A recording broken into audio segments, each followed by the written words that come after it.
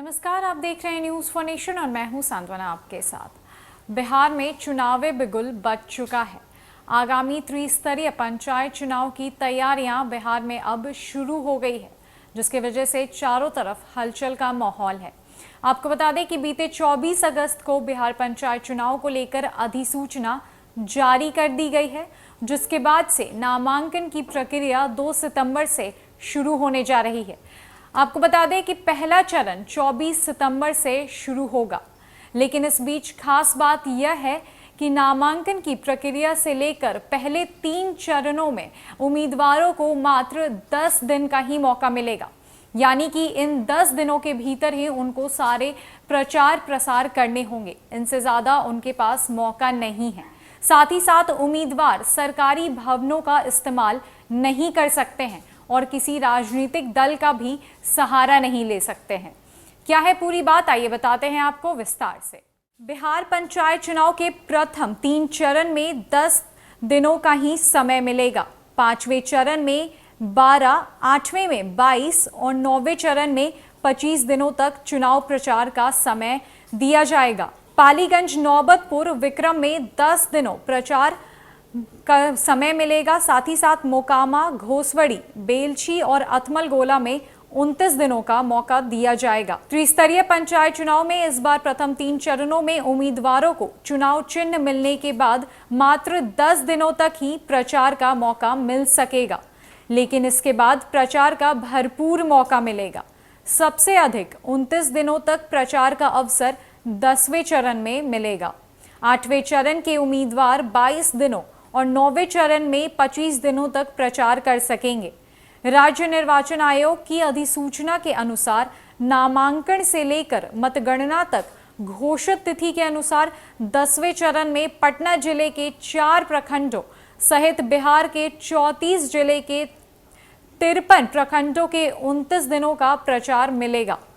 10वें चरण में चुनाव चिन्ह का आवंटन 8 नवंबर को किया जाएगा और मतदान 30वें दिन 8 दिसंबर को होगा। हालांकि सभी निर्वाचन क्षेत्र में चुनाव प्रसार मतदान से 36 घंटे पूर्व थम जाएगा। प्रथम चरण के चुनाव के लिए प्रतीक चिन्ह का आवंटन 13 सितंबर को और मतदान 24 सितंबर को कराया जाएगा। दूसरे चरण में 18 सितंबर को चुनाव चिन्ह आवंटित होगा और 29 सितंबर को वोट डाले जाएंगे। तीसरे चरण में 27 सितंबर को चिन्ह आवंटित होगा और वोट 8 अक्टूबर को मतदान कराया जाएगा। इन तीनों चरण में प्रचार के लिए मात्र 10-10 दिनों का ही मौका उम्मीदवार को दिया जाएगा। पटना सहित प्रदेश में 5वें और 11वें चरण में 12 दिनों तक प्रचार अभियान चल सकेगा, जबकि चौथे चरण में 13 दिनों का वक्त मिलेगा। 7वें चरण में 14 और 6ठे चरण में 15 दिनों तक प्रचार हो सकेगा। 8वें चरण में 22 और 9वें चरण में 25 दिनों तक प्रचार का मौका मिलेगा। सबसे अधिक 29 दिनों का अंतर 10वें चरण के उम्मीदवारों को मिल सकेगा। 10वें चरण में दीपावली के बाद और छठ के पहले 8 नवंबर को चुनाव चिन्ह का आवंटन होगा। छठ के बाद प्रचार कर सकेंगे। 4 नवंबर को दीपावली और 10 नवंबर को छठ महापर्व पड़ेगा। इस चरण में नामांकन 26 अक्टूबर से 1 नवंबर तक चलेगा। धनतेरस और दीपावली के बीच नामांकन की जांच होगी। नाम वापसी और प्रतीक आवंटन दीपावली के बाद 8 नवंबर को निर्धारित किया गया है। चौथे चरण का चुनाव चिन्ह नवरात्र आरंभ होने के 1 दिन पहले 6 अक्टूबर को मिल जाएगा। 7 अक्टूबर से नवरात्र आरंभ होगा और दशहरा 15 अक्टूबर को मनाया जाएगा। इस चरण में दशहरा बाद 20 अक्टूबर को वोट डाला जाएगा। 7वां चरण की नामांकन प्रक्रिया नवरात्र अवधि में 11 अक्टूबर तक नामांकन, 16 अक्टूबर तक नाम निर्देशन पर पर्चा जांच होगी।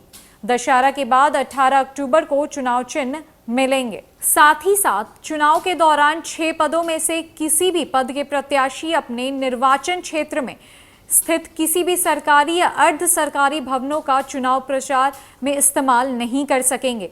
राज्य निर्वाचन आयोग ने सरकारी या अर्ध सरकारी भवनों के चुनाव प्रसार में इस्तेमाल किए जाने, वहां किसी प्रकार का जलसा या सभा आयोजित करने व बैठक करने पर रोक लगा दी है।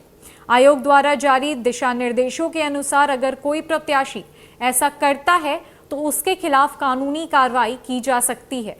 इसे आदर्श आचार संहिता के उल्लंघन का मामला दर्ज किया जाएगा।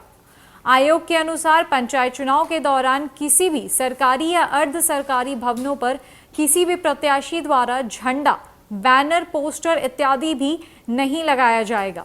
इसे भी आदर्श आचार संहिता के दायरे में लाया गया है और इसका उल्लंघन करने वालों के खिलाफ स्थानीय थाने में प्राथमिकी दर्ज की जा सकती है। आयोग ने पंचायत चुनाव के दौरान उम्मीदवारों के लिए सामान्य आचरण का निर्धारण किया है।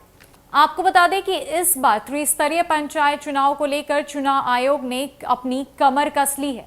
चुनाव आयोग ने दिशा निर्देश जारी करते हुए कहा है कि कोई भी उम्मीदवार किसी भी सरकारी या अर्ध सरकारी भवनों का इस्तेमाल अपने प्रचार प्रसार या किसी भी प्रकार की सभा और जलसा के लिए नहीं कर सकेंगे। वहां कोई पोस्टर, बैनर या झंडा भी नहीं लगाया जा सकेगा। आपको बता दें कि पहले चरण की नामांकन की प्रक्रिया 2 सितंबर से शुरू होने जा रही है और इस बार कोरोना काल को देखते हुए नामांकन की प्रक्रिया ऑनलाइन अथवा ऑफलाइन होने जा रही है। ऑनलाइन प्रक्रिया भी की जा सकती है, जिसका समय सुबह 10 बजे से लेकर शाम 4 बजे तक निर्धारित किया गया है। यानी कि उम्मीदवार ऑनलाइन नामांकन भी कर सकते हैं और अगर चाहे तो ऑफलाइन नामांकन भी कर सकते हैं। तो अभी के लिए पंचायत चुनाव में बस इतना ही। अन्य कई अपडेट्स के लिए हमारे साथ जुड़े रहे न्यूज़ फॉर नेशन में। नमस्कार।